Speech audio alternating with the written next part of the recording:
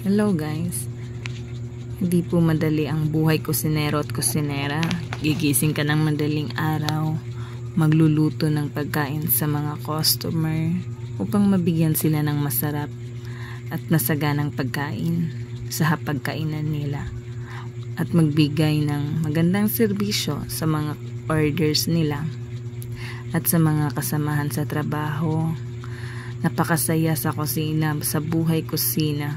Marami kang ma-experience, luto, pagkain, lahat. At yan po yung mga estudyanteng naturuan namin. Masaya, may natuturuan kang tao at may nalilearn sila sa inyo.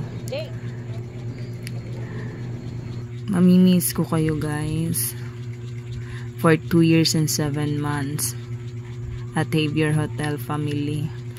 Mga nakilala ko, mga nakabanding ko, maraming salamat sa inyo. At sa huli, maraming salamat Xavier Hotel.